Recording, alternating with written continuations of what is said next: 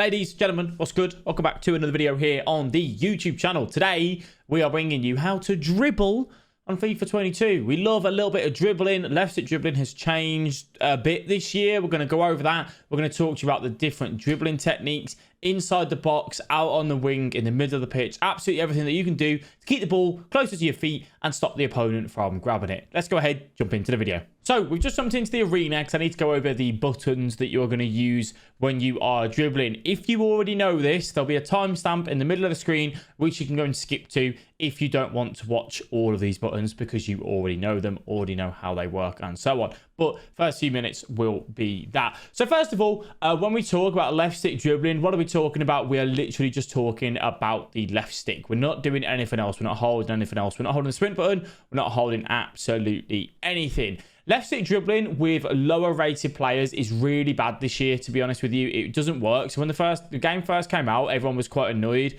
with left stick dribbling, me, myself included.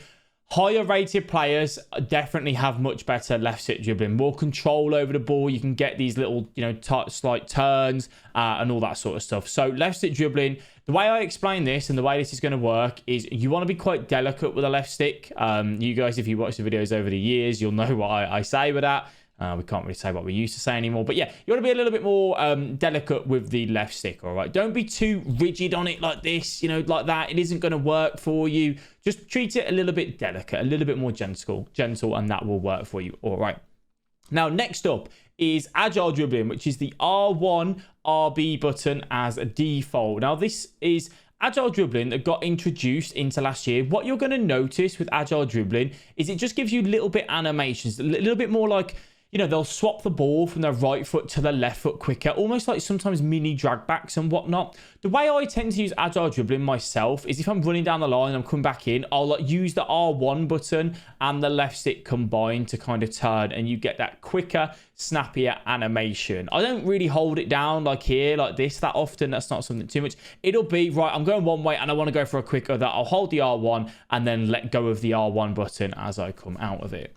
The next one is L1 dribbling, which is where you hold down L1 and it's called strafe dribbling. It's essentially like when you go backwards, like moonwalking with the ball is the way that I explain it for you guys to understand. I use this quite a little bit in and around like the edge of the box to kind of keep it nice and close to my feet, and you can actually get a little bit of a speed boost coming out of it as well, which we'll talk to you in a few minutes in some examples on that side of things. And the other dribbling that you can do is the R2 L2 dribbling. R2 L2 dribbling, which is where you hold these two bumpers at the back, is actually best with lower rated players. Let's say it is the way to keep the ball closest to your feet. You can just see Neymar's keeping this unbelievably close constantly. If you've got lower rated players, that's where you're going to use the R2 dribbling. Say if you've got someone coming out on the wing and about to tackle you, you might just use that R2 dribbling just to kind of keep the ball away from them.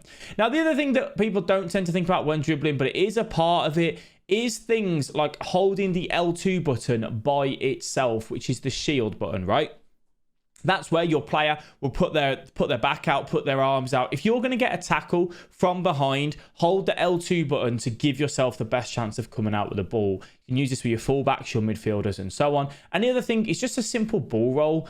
So a ball roll is where you push the right analog stick basically right or to the left of you, whichever way you're facing, 90 degrees on the angle of the way you're facing, and just push that right stick like that. You can see I'm just pushing it down for about half a second. That is dribbling still, in my opinion. It's an easy way to avoid a challenge. If you want to face, this way, and then you want to go that way, having a little ball roll just to do that helps you turn a little bit quicker. All right. So those are the techniques of dribbling in itself, but let's go and show you some in-game scenarios on how they work and how you can apply them in your game. So the first dribbling technique I'm going to talk to you about is when you receive the ball. What do you do to stop yourself from getting evaded?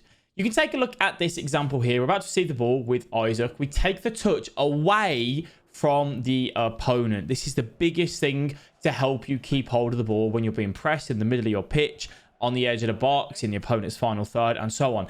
Take that touch away. You can see here, we're about to receive the ball with our striker, Correa. Where would you go here? Would you go to A, B, or C? Have a think. Have a little think about it. Where do you think we're going to go? A, B, or C?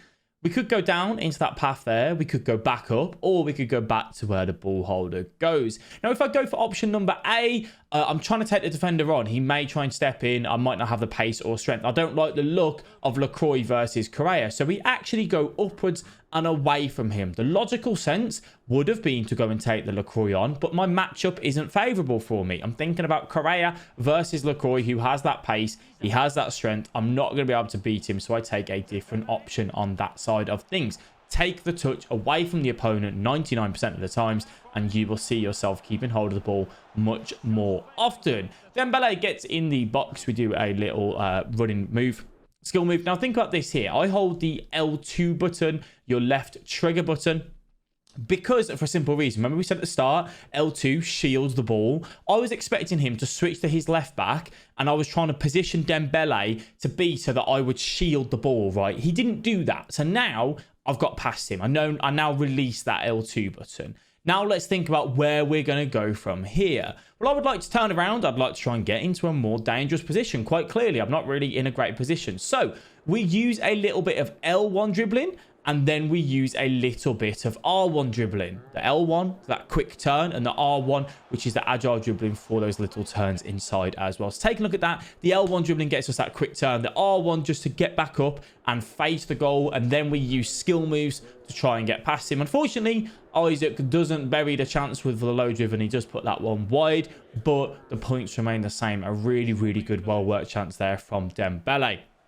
So just remembering, taking a touch away from the opponent, using that little bit of L1 and R1 dribbling as and when you feel it is needed, and also the L2 if the player is going to come in and try and take that ball off you. So just having the ball out here on the wing with Memphis Depay, using that ball roll, going for that fake shot back. Now that little bit of a turn is something that we're going to touch on in a short second that you saw with Depay. You might not think too much of that, but it's actually something you can use really often, and that's where I go that way.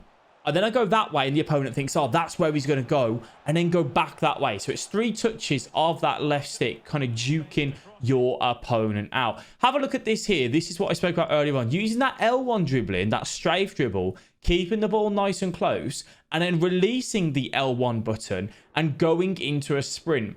You get a massive pace boost from this. This could be really useful out on the wings. Again, the L1 dribbling with the Memphis Depay and that little bit of R1 dribbling, using that motion again, pretending to go that way, then going that way, and then going back the other way as that opponent absolutely gets sent to the shops by diving in with that as well. So really effective dribbling, which we saw there. We can see the different buttons that we are using, and that L1 into the sprint button honestly is going to help you so much if you introduce that into your game. Out on the wing, out with your fullbacks with the winger as well. Opponent comes in here, right? I was a little bit cocky. I nearly lost the ball. Look at that controller at the top of your screen. What am I holding? I'm holding that L2 button. I need to shield. The opponent's behind me. Keep the man in between the ball and the ball holder, the guy coming in. So you want to do that. Now take a look at this here as well. Would we go for option A or would we go for option B? I'm about to do a ball roll and turn downwards. I'm going to go away from him.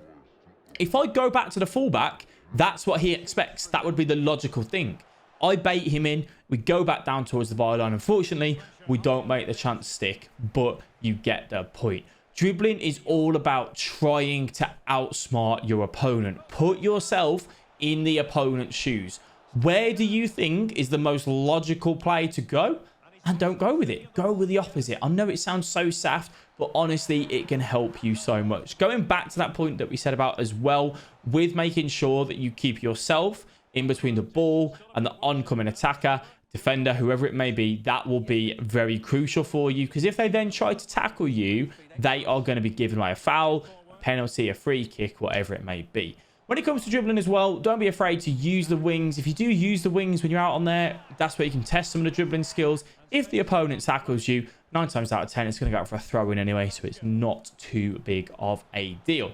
But there we have it, ladies and gentlemen. That is the dribbling tutorial for now on FIFA 22. I hope you guys did enjoy. If you did, please do leave a like and subscribe to the channel. I do want to thank you all very much for watching. It is greatly appreciated. Head on over to the Twitch. We do stream every single day. A link in the description for that. If you are interested in coaching as well, one-to-one coaching, we do have the Analyst Academy.